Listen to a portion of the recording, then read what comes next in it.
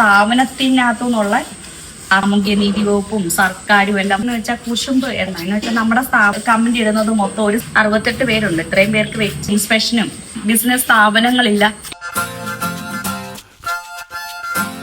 നമ്മൾ രാവിലെ കിച്ചണിലോട്ട് പോവാണ്. ഇപ്പം 7:30 ഒന്ന് ഉറങ്ങിപ്പോയി. രാവിലെ നമുക്ക് അപ്പവും കടലക്കറിയുവാ. എന്തോ ആയെന്ന് അറിയത്തില്ല. നമുക്ക് അടുക്കളയിലോട്ട് കയറാം. ഉച്ചയ്ക്ക് പായസം കൂട്ടിയുള്ള സദ്യ. അപ്പോൾ നമുക്കിന്ന് സദ്യ റെഡിയാക്കണം. ആരാ സദ്യ റെഡി ആക്കുന്നേ? അതിവിടെ പറ.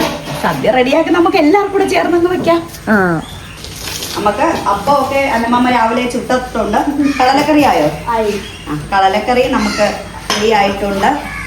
ആശവെന്നെല്ലാം റെഡിയാക്കിയിട്ടൊക്കെയാണ് പോയിരിക്കുന്നത്. നമുക്കിനി സദ്യക്കുള്ള പച്ചക്കറി ഉമ്മ ഇങ്ങനെ അരിഞ്ഞുകൊണ്ടിരിക്കുക. ഇനി ബാക്കി വിശേഷങ്ങളൊക്കെ ഓരോന്നോരോന്നുണ്ടാക്കി നമുക്ക് അതിൻ്റെ വിശേഷങ്ങളിലേക്ക് കടക്കാം. നമ്മളങ്ങനെ സാമ്പാറിൻ്റെ കഷ്ണങ്ങൾ അടപ്പേ വെക്കാൻ പോവുകയാണ്.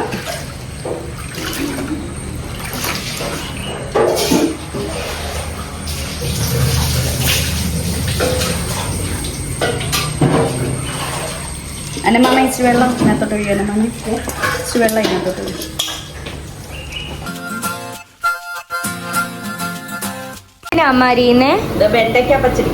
വെണ്ടയ്ക്ക പച്ചടിയോ? വെണ്ടയ്ക്ക പച്ചടി. റെസ്റ്റ് എടുക്കണമെന്നാ എല്ലാരും പറയുന്നേ. റെസ്റ്റിലാണ് ഞാൻ ഇരുന്നാ ചെയ്യുന്നത്. കുറച്ചു നേരം കഴിയുമ്പോൾ നിന്ന് ചെയ്യും. വെണ്ടയ്ക്ക പച്ചടി ഇങ്ങനെയുള്ള വെറൈറ്റി ഒക്കെ അമ്മ എവിടെന്നാ പഠിച്ചേ? ഇതെല്ലാം ഞാനിങ്ങനെ യൂട്യൂബ് നോക്കി പഠിച്ചതാ.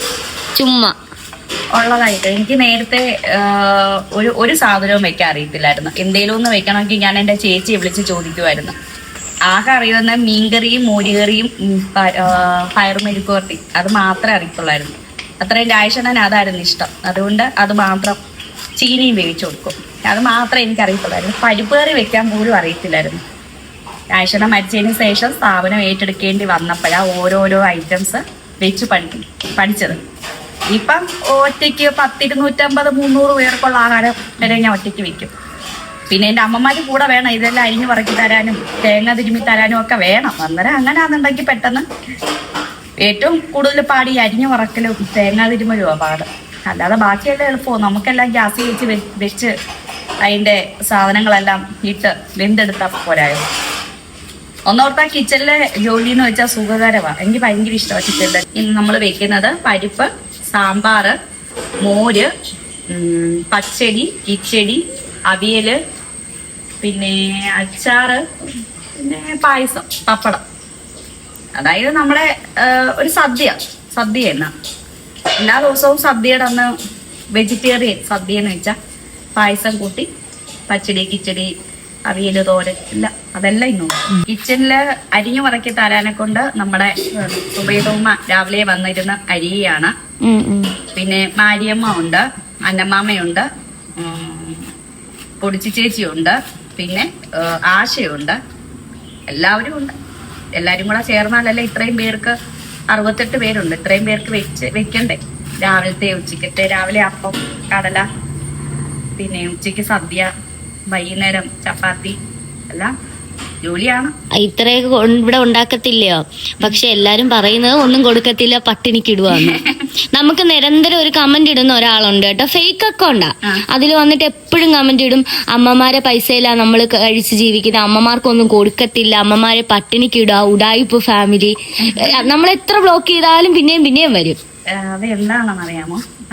അതിന്റെ പേരെന്ന് വെച്ചാൽ കുശുമ്പ് എന്ന് വെച്ചാൽ നമ്മുടെ സ്ഥാപനത്തിൽ വരാത്ത, നമ്മുടെ സ്ഥാപനത്തിന്റെ 7 അയലത്തു കൂടി എത്താത്ത ആൾക്കാരാണ് അങ്ങനെയുള്ള കമന്റ് ഇടുന്നത്. ഒരു വട്ടമെങ്കിലും അവർ ഈ സ്ഥാപനത്തിൽ വന്ന്, ഇവിടെ ഒരു സ്ഥാപനത്തിൽ ഗസ്റ്റ് വന്നാൽ നമ്മൾ പുറകെ നടക്കാറില്ല. അവർക്ക് അമ്മമാരോട് സംസാരിക്കാനുള്ള സ്വാതന്ത്ര്യമുണ്ട്. അമ്മമാരോട് ചോദിക്കണം അവർ പട്ടിണിയാണോ എങ്ങനെയാണെന്ന് ചോദിക്കാൻ പറയാലോ.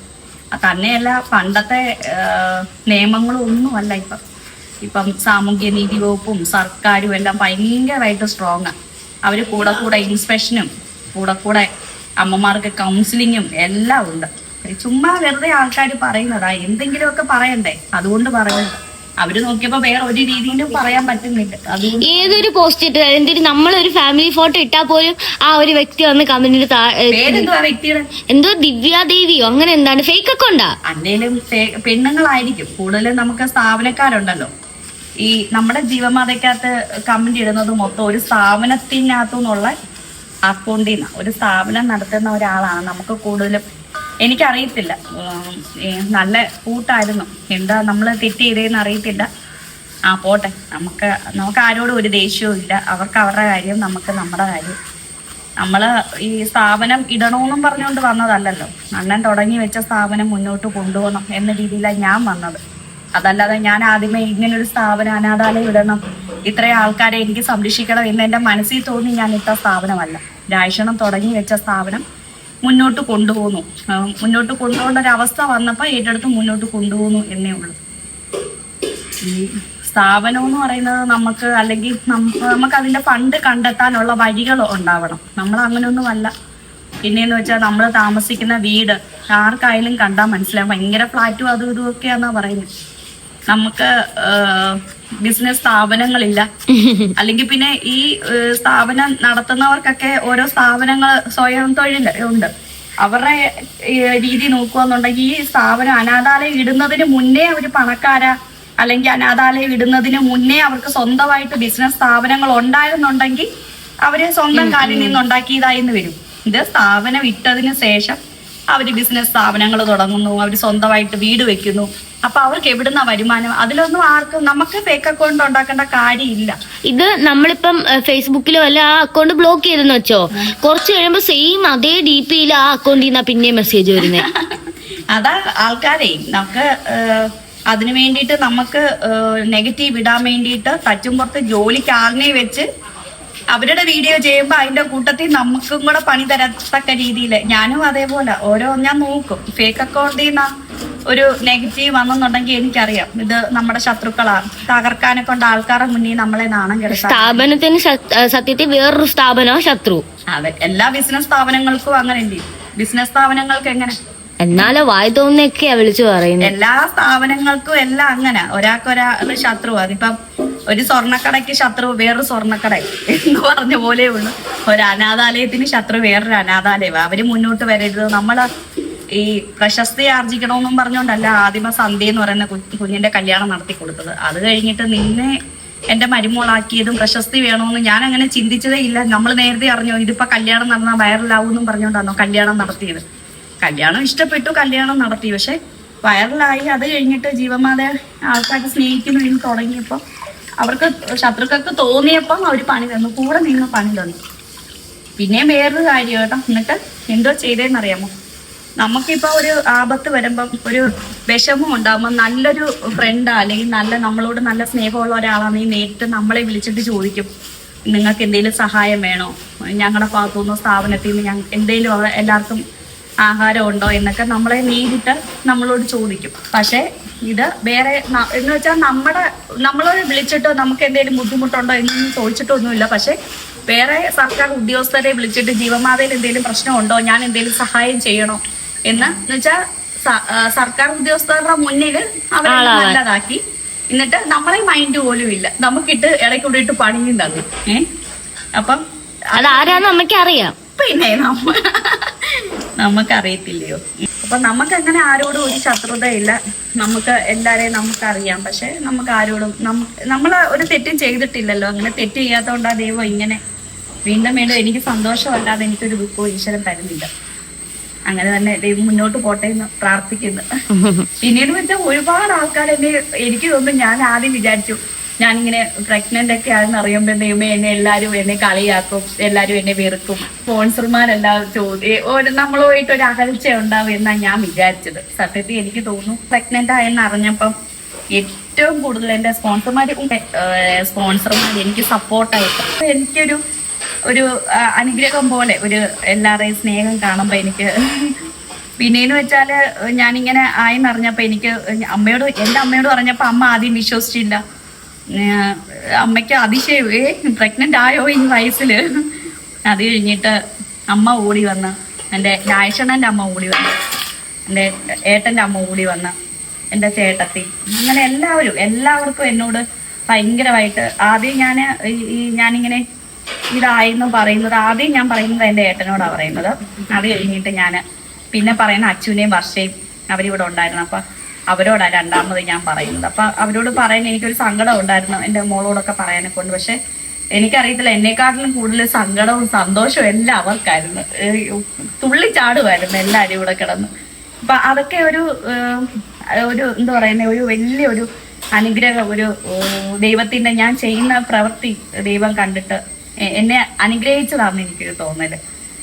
അത് നമ്മൾ സ്കാൻ ചെയ്യാൻ പോയപ്പോഴത്തേനും ഇരട്ട കുഞ്ഞുങ്ങളാണ് അറിഞ്ഞപ്പോഴും ഉണ്ടായ സന്തോഷവും ഇതൊന്നും ഒരാളോട് പറഞ്ഞു മനസ്സിലാക്കാൻ പറ്റത്തില്ല. ദൈവത്തിന്റെ ഓരോ നമ്മളോട് കാണിക്കുന്ന ആ ഒരു സ്നേഹം, നമ്മുടെ പ്രവൃത്തി കണ്ടിട്ട് ദൈവം നമുക്ക് ഇത്രയും വിഷമിച്ച് എന്ന് വെച്ചാൽ ഒരു 1.5 മാസം ഞാൻ കിടന്ന് ആത്മഹത്യക്ക് വരെ ശ്രമിച്ചു. അപ്പൊ ആ ഒരു സങ്കടം കണ്ടിട്ട് ദൈവം തരുന്ന സന്തോഷമാണ് നമുക്ക്. ഏട്ടന്റെ കുടുംബത്തിലെ ഏട്ട കുഞ്ഞുങ്ങളെ ഇല്ല. അതുകൊണ്ട് അവർക്ക് എല്ലാവർക്കും അവരുടെ കുടുംബക്കാർക്കും എല്ലാവർക്കും ഭയങ്കര സന്തോഷം.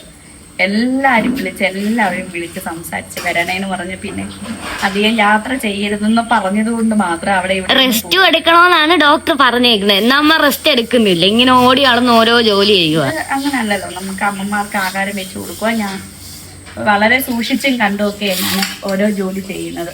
വളരെ എല്ലാം എനിക്കറിയാം. എൻ്റെ വയറ്റിൽ 2 കുഞ്ഞുങ്ങളുണ്ടെന്ന് എനിക്കറിയാം. ഒരു 4 മാസം വരെ നമ്മളിത് സൂക്ഷിക്കണമെന്നും എനിക്കറിയാം. ഇന്നലെ എന്നെ പറഞ്ഞുകൊണ്ട് എൻ്റെ അമ്മമാരെ എനിക്ക് അങ്ങനെ കൈവിടാനും പറ്റത്തില്ല. അവരുടെയും കാര്യം നോക്കണം, എൻ്റെ കുഞ്ഞുങ്ങളെയും കാര്യം നോക്കണം. 2 ടൈപ്പ് കിച്ചടിയാണോ? അല്ല, ഒന്ന് പച്ചടിയും വെണ്ടയ്ക്ക പച്ചടിയും, ബീട്രൂട്ട് കിച്ചടി. കണ്ടോ, ഇതാ നമ്മുടെ വെണ്ടയ്ക്ക പച്ചടി. സൂപ്പർ ടേസ്റ്റാണ്.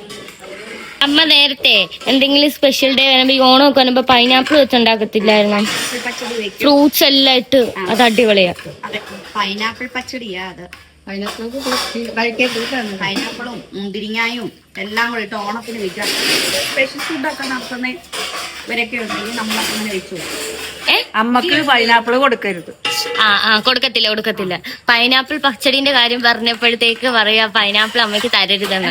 അപ്പൊ ഇനി ഇവിടെ ഉണ്ടാക്കുമ്പോ അമ്മയ്ക്ക് പൈനാപ്പിൾ ഇല്ല. കഴിഞ്ഞ പ്രാവശ്യം ബിരിയാണി ഉണ്ടാക്കിയപ്പോ ഞാൻ അറിയാതെ ഒരു പൈനാപ്പിളിന്റെ കഷ്ണം എടുത്ത് വായിലിട്ട് ചവച്ചപ്പോഴേ ഓർത്ത് എഴുന്നേറ്റ് കഴിച്ചു.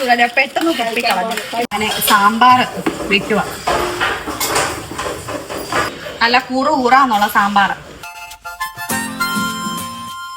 അങ്ങനെ നമുക്ക് സദ്യ എല്ലാം റെഡിയായി. ഇത് പരിപ്പേറിയാണ്. പായസം അവിടെ റെഡി ആയിക്കൊണ്ടിരിക്കുന്നു. അന്നേരം നമുക്ക് ഇന്നത്തെ സദ്യ കഴിഞ്ഞു, എല്ലാം റെഡിയായി വെച്ചിട്ടുണ്ട്. ഇന്നത്തെ അടുക്കള വിശേഷം ഇത്രയേ ഉള്ളൂ. അടുത്ത വീഡിയോ ആയിട്ട് അടുത്ത ദിവസം നമുക്ക് കാണാം.